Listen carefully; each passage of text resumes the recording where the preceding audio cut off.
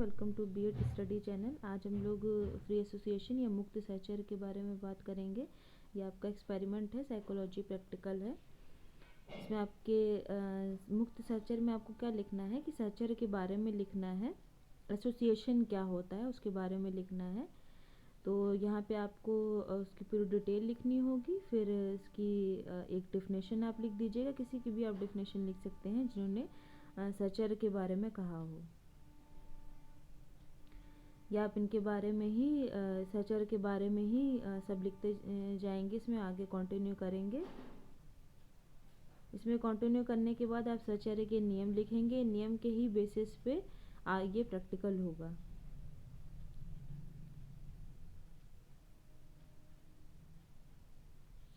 इन नियमों को आप डिस्क्राइब करेंगे। इस नियम में क्या क्या कहा गया है, कौन कौन से क्या क्या नियम होते हैं, उन नियम को आप पूरी तरीके से डिस्क्राइब करेंगे। नवीनता का नियम, बारंबारता, स्पष्टता का नियम, ये सब आप डिस्क्राइब करते जाएंगे। फिर सहचर्य का वर्गीकरण के बारे में आप लिखेंगे। यहाँ मुक्त सहचर्य, नियंत्रित सहचर्य,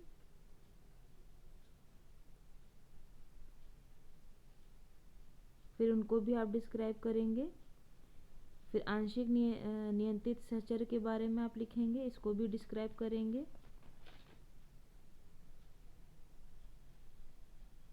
इसको आगे कंटिन्यू करेंगे डिस्क्राइब करने में, जैसे कि आप देख रहे हैं।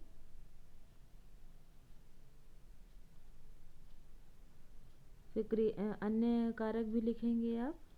क्रियात्मक पक्ष लिखेंगे आप। फिर क्रियात्मक पक्ष में क्या होता है ये आप लिखेंगे। प्रयोग का उद्देश्य क्या है, क्यों कराया जा रहा है ये प्रयोग, इसके बारे में लिखेंगे। फिर परिकल्पना के बारे में लिखेंगे। चर कौन कौन से होते हैं वो लिखेंगे। आवश्यक सामग्री क्या क्या इसमें होती है ये लिखेंगे आप। फिर परीक्षण का दिन लिखेंगे, जो भी डेट है होगी वो लिखेंगे आप।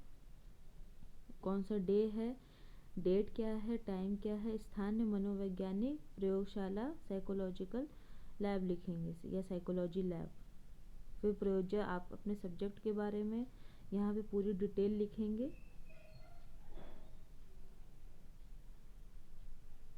शारीरिक व मानसिक स्वास्थ्य लिखने के बाद आप खुद के बारे में लिखेंगे।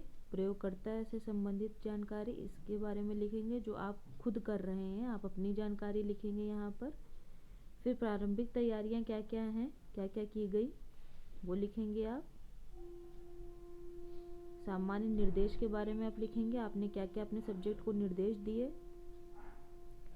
विशिष्ट निर्देश आपको देने होंगे, विशिष्ट निर्देश क्या क्या हैं वो आपको लिखने होंगे, यहाँ पर देने होंगे। फिर सावधानियाँ यहाँ पे बतानी होंगी, कौन कौन सी सावधानियाँ हैं, कौन कौन सी आपने सावधानियाँ ली हैं। फिर प्रायोगिक प्रक्रिया लिखेंगे आप यहाँ पर।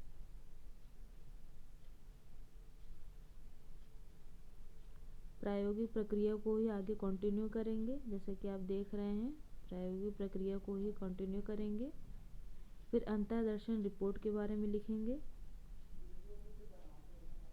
आपका सब्जेक्ट अगर इंग्लिश का है तो आप इंग्लिश में उसे लिखवाइएगा, हिंदी का है तो हिंदी में लिखवाइएगा। यहाँ पे आपके सब्जेक्ट का नाम लिखा जाएगा, सब्जेक्ट नेम लिखा जाएगा यहाँ पे।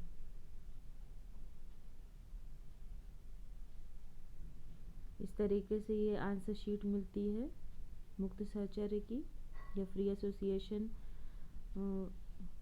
की। इस प्रैक्टिकल की इस तरीके से आंसर शीट मिलती है। इसमें इस तरीके से यहाँ पर 100 वर्ड्स होते हैं। इन वर्ड्स को ही देख करके आपको कौन सा अपोजिट आप लिख रहे हैं, कौन सा समीपता का नियम लगा रहे हैं, कौन सा स्पष्टता का नियम लगा रहे हैं, वो सब आपको यहाँ पे कौन सा नवीनता का नियम लगा रहे हैं, विषमता का कौन सा नियम लगा रहे हैं, तो वो सब आपको यहाँ पर लिखना होगा। जो आप जिस वर्ड को देख करके आपको लग रहा है कि जैसे कि डॉक्टर है, मरीज़ है, तो ये एक दूसरे से समीप है, तो यहाँ पे आप समीपता का लगाएंगे। आप रेलगाड़ी है तो छुक छुक है ना, ये आपने लिखा तो यहाँ पे नवीनता का नियम लगाएंगे आप। तो इस तरीके से आप यहाँ पे नियम लगाएंगे। इन जो मैंने पहले नियम आपको दिखाए थे उन नियम के अकॉर्डिंग ही आपको इन वर्ड्स को लेकर के बनाना होगा। ठीक, जैसे कि आप यहाँ पे देख रहे हैं। फिर जो ये आपने बनाए हुए हैं, जो आपकी आंसर शीट थी, उसको यहाँ पर इस तरीके से मेंशन करना होगा।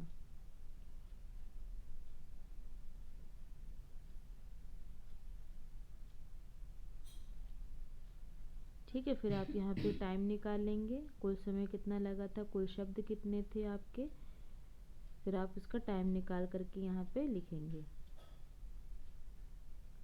फिर विषमता का नियम कितने में आपने लगाया था, किन वर्ड्स में विषमता का नियम लगाया था, वो आप यहाँ पे लिखेंगे। यहाँ पे आपने समानता का नियम कितने में लगाया था, किन वर्ड्स में लगाया था, वो आप यहाँ पे लिखेंगे।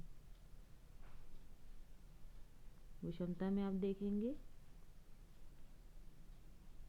विषमता में लगाने के बाद आप इसके भी यहाँ पे एवरेज निकाल लेंगे। एवरेज निकालने के बाद आप समीपता का नियम देखेंगे कि किसमें समीपता का नियम लगाया था, किन वर्ड्स में। जैसे कि आप यहाँ पे देख रहे हैं, ये सब वही वर्ड्स लिखे हुए हैं जिसमें समीपता का नियम लगा हुआ है। फिर इस तरीके से आप इनका भी एवरेज निकाल लेंगे। फिर नवीनता का नियम किस में लगा हुआ है, फिर नवीनता के नियम में आप एवरेज निकाल लेंगे किन वर्ड्स में नवीनता का नियम लगा हुआ है। स्पष्टता का नियम कितने में लगा हुआ है, वो आप वर्ड्स लिखेंगे, फिर उसका भी एवरेज निकाल लेंगे। फिर इन्हीं नियमों को ध्यान में रखते हुए आपको ग्राफ बनाना होगा। कौन कौन से नियम आपने लिए थे, उन नियमों को देख करके आपको ग्राफ बनाना होगा। इस तरीके से एक्स एक्सिस पे क्या लिया आपने और वाई एक्सिस पे आपने क्या लिया था। पैमाना भी लिखना ज़रूर होगा, ग्राफ में पैमाना ज़रूरी है। फिर आप फालांक निकालेंगे, पूरा जितने भी आपने नियम लगाए थे उनका औसत समय कितना निकल कर के आया, वो सब आप यहाँ पे लिखेंगे।